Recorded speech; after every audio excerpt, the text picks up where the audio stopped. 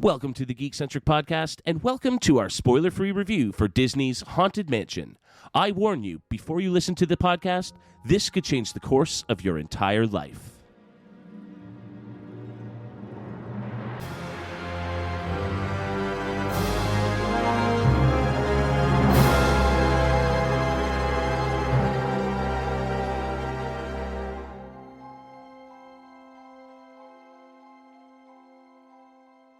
Welcome, foolish mortals, to the Geekcentric podcast.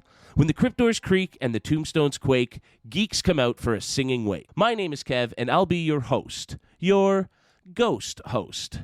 As Happy Haunts materialize, we can't wait to vocalize our thoughts on Disney's Haunted Mansion. So don't close your eyes and don't try to hide, because this movie begins haunting theaters on July 28th. As creepy creeps with eerie eyes, we'd like to shriek and harmonize our thanks to our friends at Disney Studios Canada for letting us watch this ghoulish delight early for review. If you're joining us here in the afterlife for the first time, well, we are Geekcentric, a podcast focusing on the world of movies, TV shows, games, toys, and collectibles, and all things geek-centric.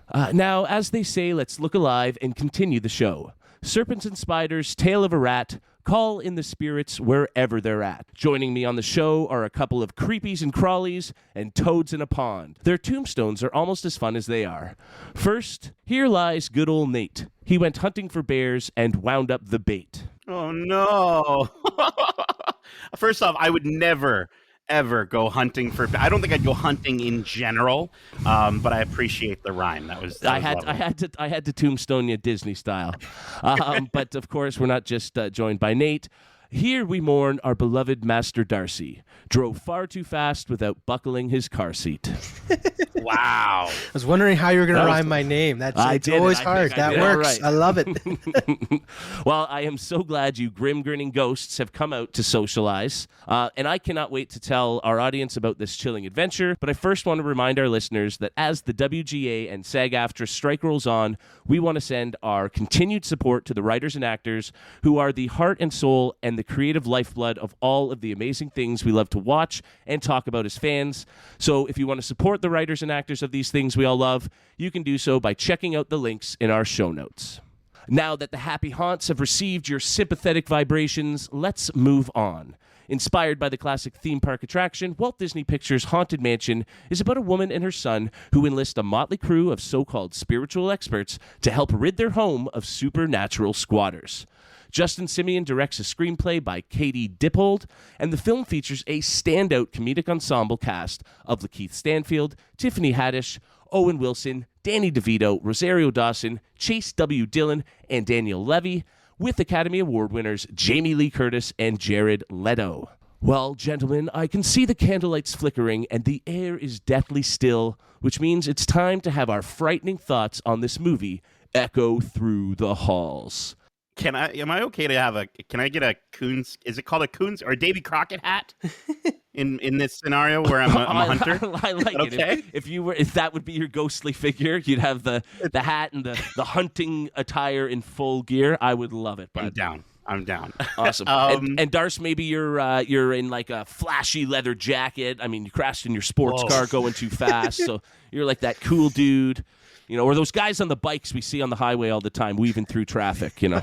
Yeah, he'd be like, there are no seatbelts where we're going, or something like that. Again, I always buckle up too. So again, I appreciate the rhyme, but I am a very safe driver. I can't stand the ding ding ding of these new cars. We're boring ghosts. Yeah. Realistically, I would probably die from like falling over a collection of many of the things that I have piled on the floor of my room. But they come up with a rhyme for that, Kevin. This movie, this is a dream for you two guys. I'm not as much of a devotee to the Haunted Mansion as you two kind of coming into this. Of course, I love the ride. I love Disney and Disneyland and Disney World, and getting to go to the Paris version was such a treat earlier this year.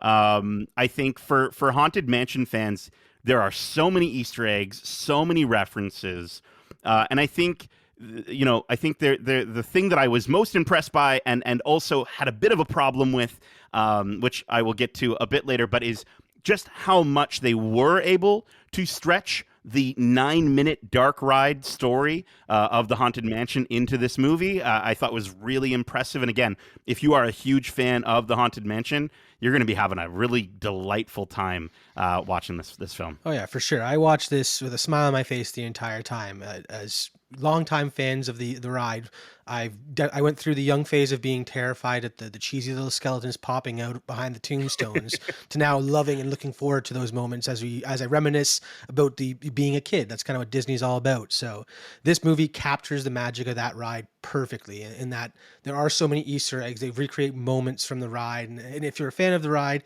you'll love the movie. And if you've never been on the ride before, if you get a chance to go on the ride in the future, you'll definitely see where all these things were pulled from, and how much attention to detail they took when creating this, again, stretching this 9-minute ride into an hour 45-minute movie. It was great. Yeah, I mean, whether the filmmakers here were successful in pulling out a full feature-length movie based on this 9-minute ride, like you said, what they clearly have is an appreciation for the ride.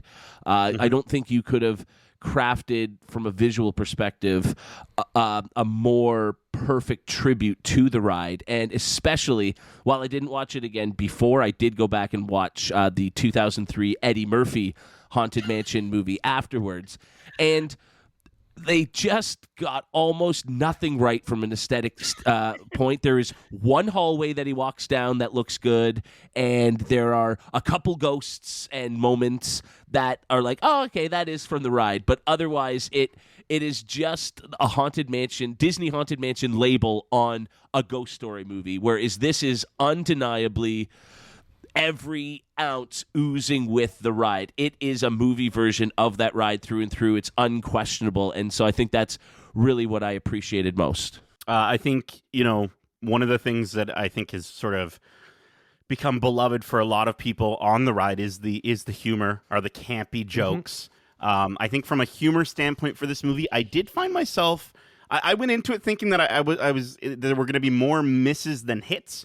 But I actually found it was the opposite. I think there was more hits than misses. That being said, there are some whiffs for sure in this movie. But I mean, that's also true of the ride, right? Like, I think there's some jokes in the ride that are just kind of like, whether they be like really old and goofy and dated and silly. For this, it almost kind of does the opposite, where it's a lot of the jokes that didn't work for me were because they were like more modern mainstream type of humor in a way, like some, sort of that social media age, TikTok age style of humor that sort of didn't work. I don't know. I found that there's some weird jokes around product placement as well that really didn't work for me. And I'm just kind of like, I don't know, like I don't think of CVS when I think of Haunted Mansion, and I get that they're trying to bring this world into our reality, and I get that that's kind of a way to do that. I just think it's a bit of a cheap way to do it. But I think as far as the character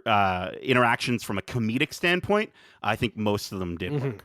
That's one thing I got to say about this movie, is that the cast definitely performed to the best of their abilities. Because again, while the story kind of falls off a bit, the characters are so immediately lovable, and you want to know and go on this venture with them almost from the get-go. So again, the cast was great, and again, like you said, the interactions and banter between them definitely were what worked for this, and it had that cheesy, campy vibe while still being very fresh and like you said, modern spin, where it wasn't too in your face, like they're trying to do this or whatever. I really enjoyed the cast. Yeah, I think it's undeniable that they said they were in on the joke. They were here to have fun, and they really did like commit to being these zany, over the top comedic characters. And I think, given that it still has to be a family-friendly movie, even with a PG-13 rating, there's only so much to the spooky side you can go.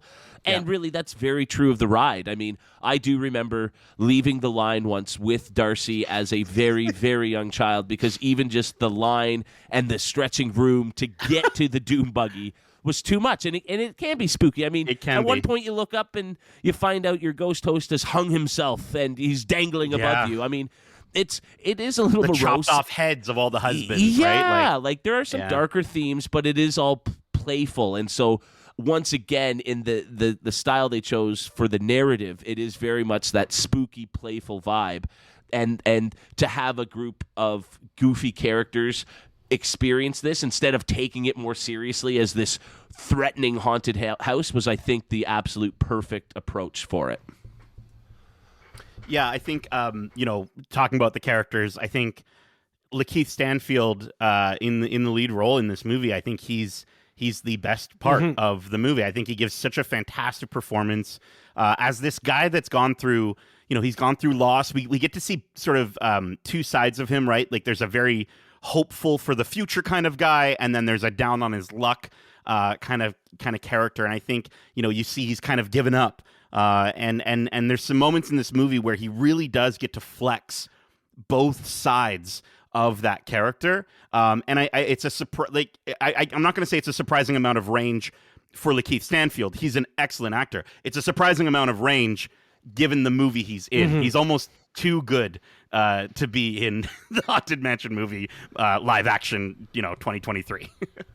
Well, yeah, I mean, he's an Oscar-nominated actor. We have 2 Oscar-winning actors in this film. Yeah. I think, this type of movie could very well be above or below the talent levels of almost anybody in the cast, and yet they managed to bring it up to a point where it was worthy of their time to be on the screen, and it was worthy of having them there, and they gave them all enough to do to make it worth it, minus a few very small cameos, which were played off simply for laughs and jokes that we'll save for your viewing delight when you check out the movie for yourselves.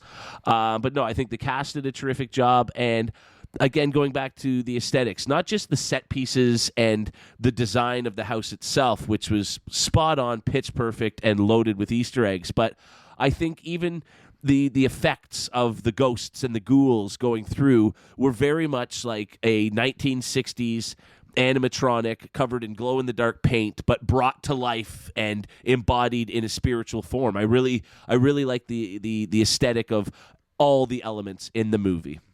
Yeah, I think the visuals were purposefully on par with the ride. Yeah, if that makes sense, right? They're not perfect CGI executions, and it works for this. But it works much better because of the source material. Yeah. I mean, what's cool is the fact that original ride was brought to life using just reflections on glass and lighting up these animatronics. They you said, Kev, they really capture that aesthetic with the CGI, where they almost do look like a reflection of a light or something like that, where you can almost see through a bit too much, but that's just, again, the way that the ride was designed, and it works so well for the campiness of this movie, because, again, the ride is not a spooky horror house. It is just a fun little trip through a haunted mansion, and that's exactly what this movie is. Yeah, it's not 2003 Haunted Mansion bad special effects. I mean, special effects were the CGI used in that movie were very new at the time, but looking back on it, you're like, man, that does not look like a real candelabra floating in the air. Whereas here, it does, but like it's done not quite perfectly on purpose to look like a 100-year-old parlor trick rather than a state-of-the-art, CGI illustration of something. And again, I just really appreciate the whimsy that they chose to go with in the aesthetics. While we're on the topic of what made me a grinning ghost in the movie, I will say I loved Owen Wilson. I'm only going to do this once because otherwise Darcy's going to turn into the bride and chop my head off. But I will just say, wow, he was so perfectly Owen Wilson, and he's becoming this guy. I'm realizing, and I'm sure a lot of people have realized, but I just feel like he's himself in every role that he takes on, and honestly, he's so delightful and charming. I don't care. He's hilarious in this movie, and I think he delivers his jokes in that soft-spoken voice that you'd expect. And it's done in such a way that's like, you're kind of being an ass right now, but at the same time, I love you so much. Yeah, I would definitely go to a haunted mansion with that guy just to see him react to everything. 100%, 100%. I do want to obviously also mention Ahsoka Tano. Rosario is excellent. The only thing I will say though is I just feel like they didn't give her much to do other than being a mom in this movie, and I know that's a really important point narratively and for the character of Travis, who's played by Chase Dillon. I will say Chase Dillon, very likable in this movie, and I can't say that that's true unfortunately for a lot of kid actors, at least in my opinion, in a lot of sort of the kid movies. In a lot of movies that are made for adults, somehow they're phenomenal. But in kid movies, a lot of times kids come off as kind of annoying or just like really forgettable. But I think he was great, and I think the relationship between him and Lakeith's Ben was really, really well done at the heart of this movie. If anything has been almost recycled from that 2003 version, it is having the scared of everything little kid. And he's just this version of it. I actually think the kids were fine in the original for what it was, but it was done even better in this movie. And so it doesn't feel like they're just copying that element. They're like, we like that. Let's just do it a bit better and give the kid a bit more to work with. And like you said, he's not like gratingly annoying as a kid, and he's not too smart or smarter than everybody else in the room, sort of smarmy kid. He's that perfect, innocent kid who's looking around going, this situation that I am in is completely messed up and I do not want to be here. And I think he brings a lot of fun to that idea for sure. And then of course you have Danny DeVito grunting his way as only Danny DeVito can. I will say, like, I think DeVito in a hibachi restaurant was probably the loudest that I laughed during the movie. It's my favorite moment with his character. He's just Frank now from Always Sunny. And again, like, just like I was saying about Owen Wilson, I don't mind that at all. I really don't. I think he could play Frank in every movie, and I would be so delighted. I think Tiffany also had great moments to shine. I think there were some moments comedically with both her and Danny DeVito. Those were kind of when I was talking about like some of the comedy that misses for me. It was mostly from their characters, not because of how they were playing the characters, but because of the writing. I think both him and Tiffany do offer some, they're good supporting comedic roles. And there's even a nice soft moment between Tiffany and Lakeith's characters that I did really appreciate because, again, that allows her to sort of stretch herself and show that range. And I think she was lovely in the film as well. I think they're both great. I just there were as far as the comedic moments that sort of missed for me, it was from their characters. Yeah, I totally understand that, but I gotta say, fresh off the After Party season 2 watch that we did, it's refreshing to see her get to stretch her comedic muscles in a different style now, going this kind of zany medium route. So I really enjoyed her character, but yeah, some of the comedy between those two, you could tell it was a bit heavy handed trying to get that laugh, and it just didn't go over well. So nothing to take away from Danny and Tiffany though, because they were great. Yeah, the most successful comedy is when they just sort of leaned on these very talented comedic actors to make light of the situation they were in rather than trying to force jokes through them. I think that was really when they did their best work. One other thing that's another excellent homage to the ride itself. I thought the music in this one was great. It was just enough of the classic Grim Grinning Ghost song played throughout and sort of tweaked with in different ways at different times that you never got sick of hearing it, but you could every once in a while they'd change locations or scenes and it would be a new spin on that song, and that kept it fresh and fun the whole time. Yeah, there's got to be at least 5 or 6 between the movie and the credits themselves, and like there's cinematic string variations, but then parts of the movie take place in New Orleans, and there's a very Mardi Gras sort of New Orleans jazz version of this. Yeah, it's so good and so fun to hear. We were listening to Grim Grinning Ghosts on repeat on the way to the theater, to the screening. So we were kind of joking, like, do you think they're going to play this song? And like, oh yeah, they do. And it starts off kind of in line with how the movie is as well. You sort of get hints of it, just like you get hints of ghostly things happening. And then as the movie starts to progress and build and build and build, it becomes much more apparent that, yep, that's the Grinning Ghost song. So yeah, shout out to Chris Bowers, because I think the score was a really great moment, a really great part of the movie. And Bowers, looking at his resume, he does a lot more serious in tone films he's done in the past, and so this one was, he seemed to have a lot of fun with it and really jump into the spirit of things, if you will. Now, I know we've sort of nitpicked throughout our talking about the things we really enjoyed, but was there anything else that just didn't quite work for you throughout this? Well, I'm gonna jump in if that's okay, just because I feel like, I don't know. Again, like coming into it as not as big of a Haunted Mansion fan, I was maybe looking at this as a little bit more as a movie, than sort of comparing it to the rides. I think the pacing for me was the biggest issue with this movie. I understand that it's a family movie from Disney, so it needs to keep the attention of younger audiences. Like we're all over 30 something, and we're talking about a kids movie, but at the same time, I felt like it did a disservice to its characters and their stories. For instance, the way they grounded Ben and Travis's story together through sort of this really intriguing relationship and an understanding of loss. I thought their chemistry was great, but aside from them, I just personally, I didn't feel like there was much chemistry between anyone else, aside from the moments of humor that we've already talked about, right? Like the jokes, them riffing off each other. Lakeith and Owen in the same scene together is a delight.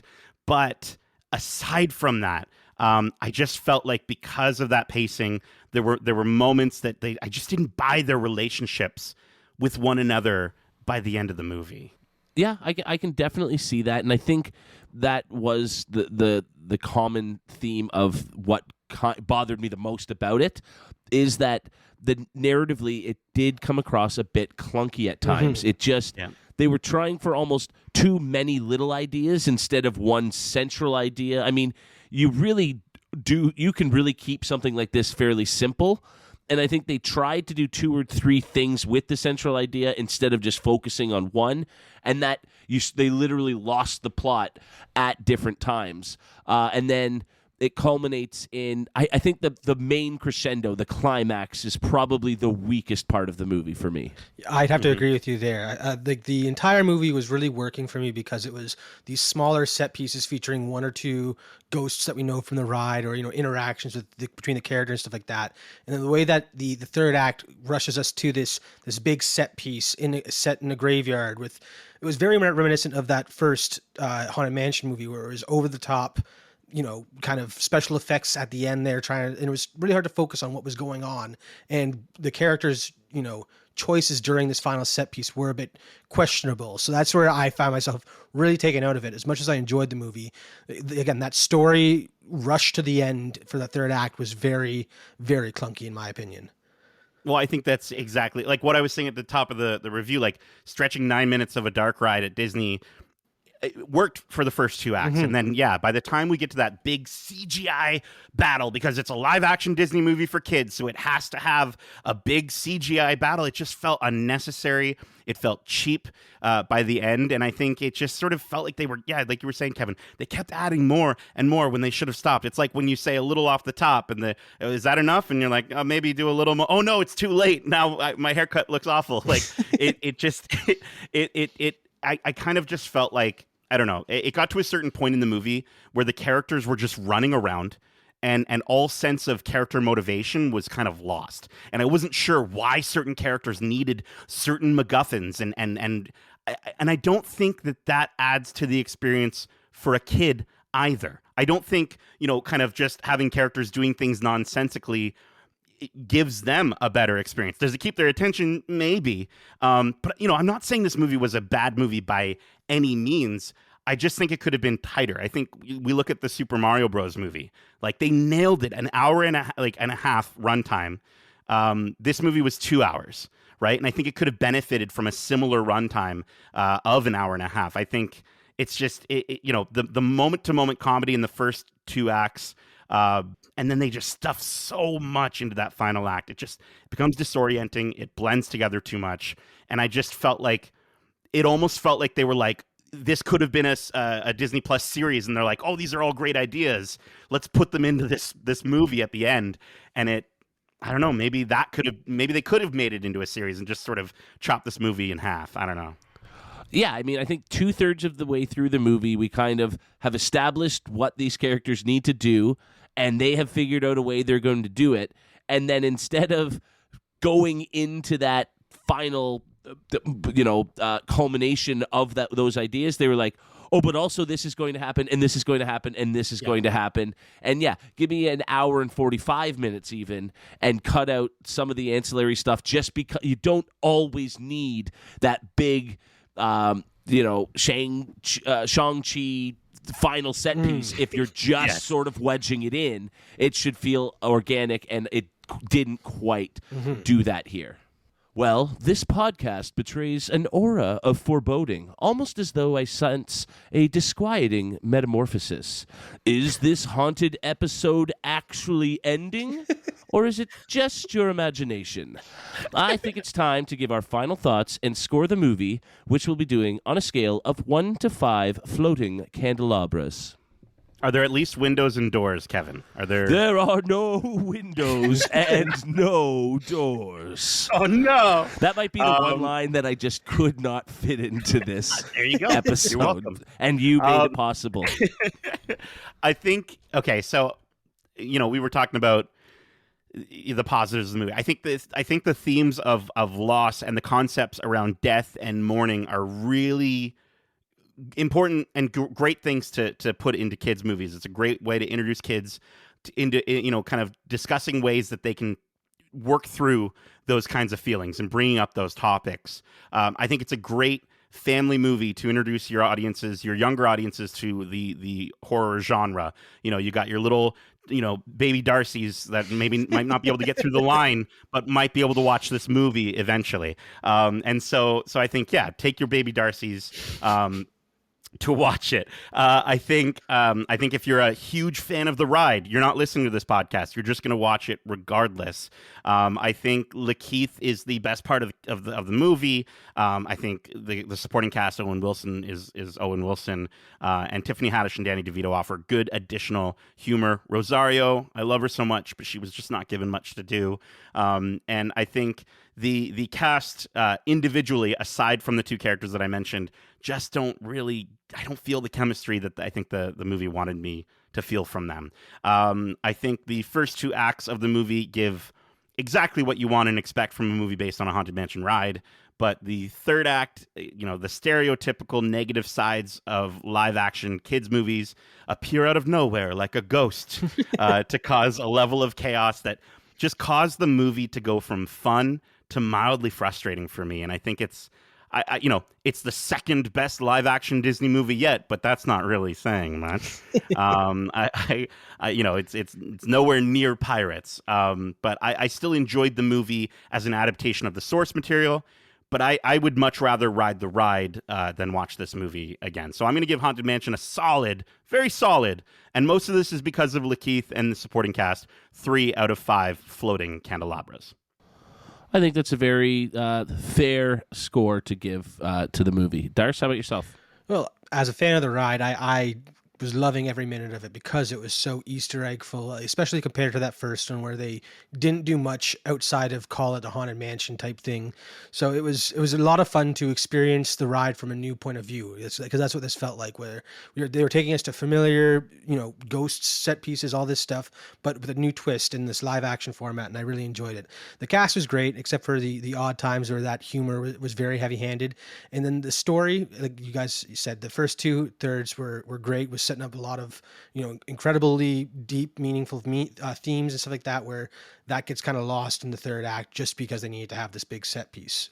But again, I love this movie and I'll watch it again just because I can't make it to Disney right away. Where we live in Canada, it's a bit of a trip for us to go down and visit our favorite Haunted Mansion. I feel like this movie would be a great substitute to get all those vibes and feels from the ride just in a new media. So I would definitely give this one 4 out of 5 floating candelabras. Yeah, I'm kind of with you there, Darce. I think we're unfortunately just a little too biased to bit too close to look the at material. it through the lens of a casual viewer. And I think especially being so disappointed in that 2003 Haunted Mansion movie 20 years ago, this was one of my most anticipated movies of the year when we did our show back in January. And so I think that right there spells doom for any sort of fair and unbiased perspective, except to say that I wasn't disappointed when it came to what I really wanted to see most out of this movie, and that was the details of my favorite Disney ride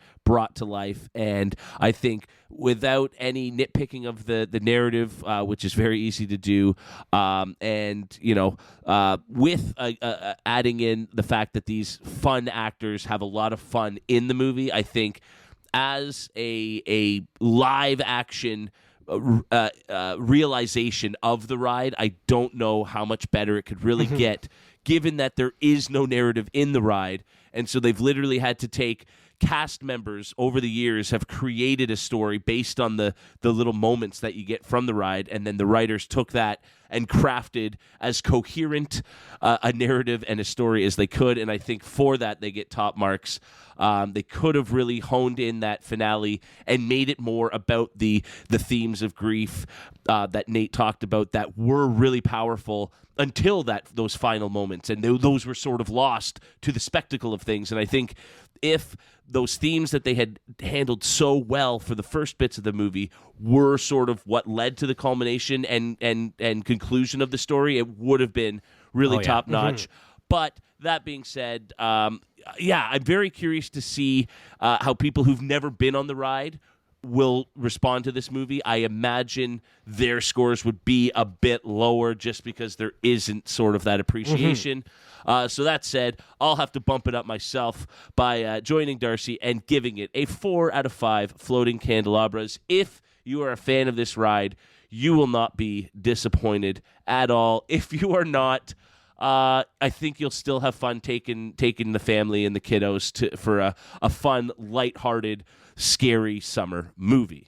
Well, that is it for this review, and just in time. There's a little matter I forgot to mention. Beware of hitchhiking ghosts. They've selected you to join us next time on the Geekcentric podcast and will haunt you until you return. Be sure to check out Disney's Haunted Mansion when it comes to theater on July 28th.